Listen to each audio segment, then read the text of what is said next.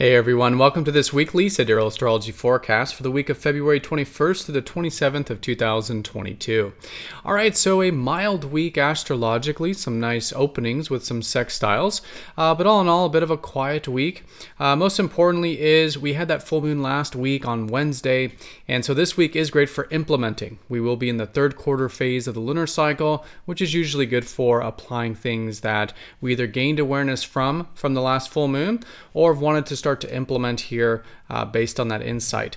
So this week, midweek around Wednesday, Thursday is really where the concentration of energy is. We have Venus and Mars still very close to each other. So that yin-yang energy, the assertive yet receptive energies are still very much in harmony or at least in balance collectively at the moment. But this conjunction is going to be sextiling Neptune, an opening to be a bit receptive, maybe compassionate, unconditional, go with the flow a little bit, at least an opening for that with the sextile. And then here around Thursday, Mercury will be squaring up to Uranus though, so really good to start to maybe think outside the box in different ways, maybe start to mix up that routine in conscious and constructive ways. Anything that is about challenging our own status quo or the status quo with our mind and our routines is a great way of working with that square. All right, so other than this, just the lunar placements and this third quarter moon. So let's go ahead and take a look at all of this here in more detail when we return.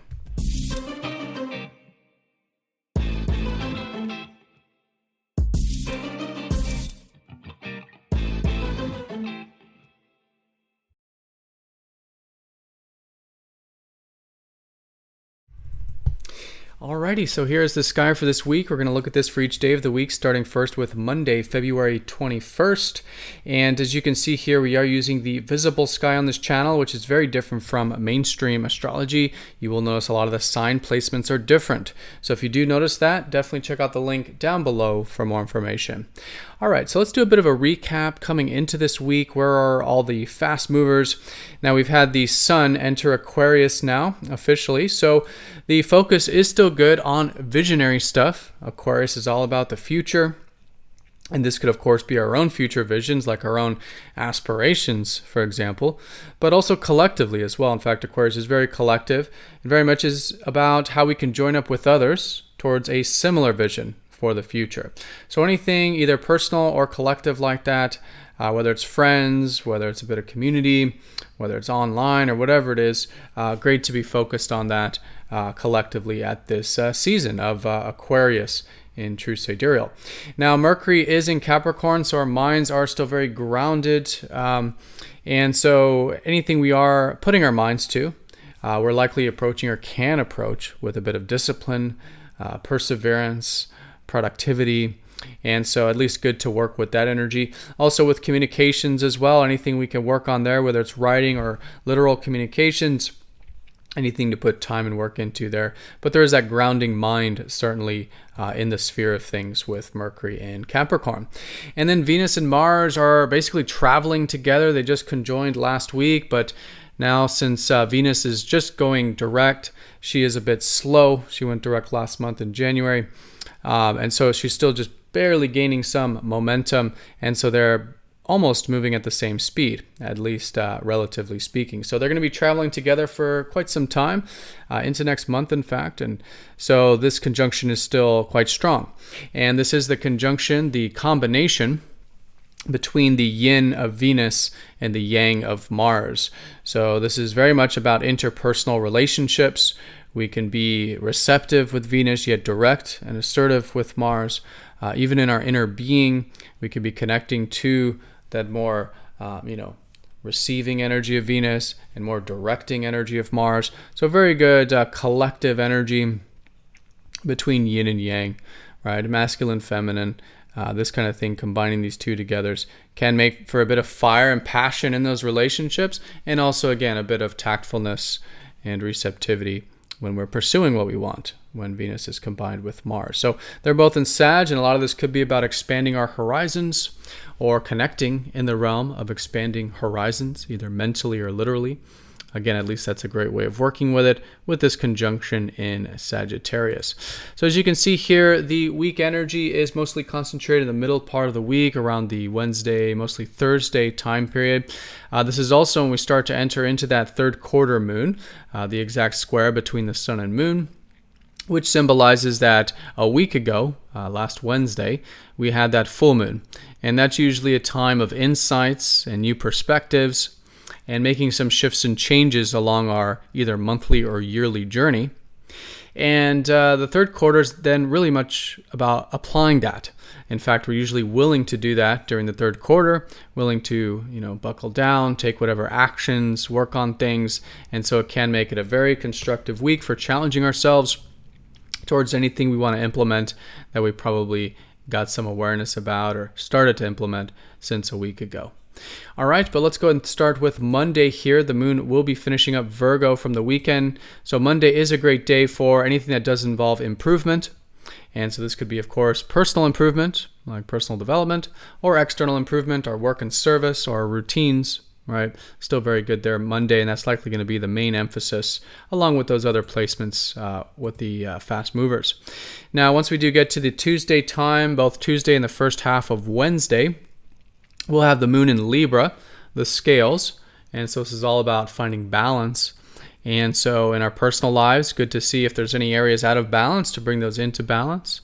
Libra is all about rectifying things there, also karmically as well, and just having that sense of balance, which again, I think we definitely have collectively with Venus and Mars in conjunction. But externally, this very much deals with relating oftentimes with Libra. What is fair? What is mutual? What is reciprocating? Any themes around relating can likely be emphasized strongest around the Tuesday, Wednesday time period, but again, really all week because of this very collective conjunction we have. Now, once we do get to that Wednesday, and especially later part of Wednesday into Thursday, we will have the moon in Scorpio and Ophiuchus, the deeper part of the sky. So again, late Wednesday and all day Thursday, very good for that deeper connection. And again, personally, a deeper connection to life and ourselves. Great for exposing the hidden world of ourselves and the shadow, to be aware of it with Scorpio, and to perhaps work with it or heal it with Ophiuchus. At least the healing will probably be more prominent late Thursday and into Friday. But in either case, all of them, both of these are about exposing the deeper world, and in a sense, not only being aware of it, but working with it. So that's personally, of course, anything else that is like this, like research or psychology or esoteric stuff, great to do during this time. And of course, externally, in relationships, a good time for a bit of that trust, building healthy trust in our healthy relationships, setting boundaries as well, and healthy depth and intimacy and things like this are usually the theme when the moon is here in this deeper sign. And this is going to be the part of the sky that is squaring, of course, because we have the sun in Aquarius, which is the natural square between Aquarius and Scorpio. And so the challenge here is, how can we continue to be visionary and cultivate our visions for the future? And again, maybe even do some of this collective stuff, but in this deeper way, right? In a way that is raw, real, candid, at least as best as we can, connecting to that. And anything we can do to incorporate the deeper world into this visionary energy, or have both in our life, is a great way of working with this third quarter moon. So this is the middle part of the week here where we do have these aspects. And, the Mars-Venus one is minor. This is just an opening. With the sextiles, it's nothing that we're forced into, like a square or even a trine, but the doors are open. And the doors are open here for, again, bringing in that yin-yang energy into more receptivity, specifically with Neptune. And the type of receptivity Neptune is about is more of the spiritual type. So it makes it great for, in those interpersonal relationships, a bit of compassion, unconditionality, acceptance. That kind of receptivity could be openings for that, doing things that are maybe more charitable or giving, or quote-unquote selfless, right? But in a sense that it's more soul-fulfilling versus ego-fulfilling, right? That's what Neptune's all about. But personally, it can also mean maybe just more of a willingness to go with the flow, maybe a bit of imagination or creativity, maybe a bit of intuition or an opening spiritually. So the doors are opening to the etheric worlds, right, and the more soul-guided worlds. And this can make it a great couple days here for anything on that level. Again, maybe spiritual, maybe just a bit of rest, maybe a bit of going with the flow, right, this kind of a thing.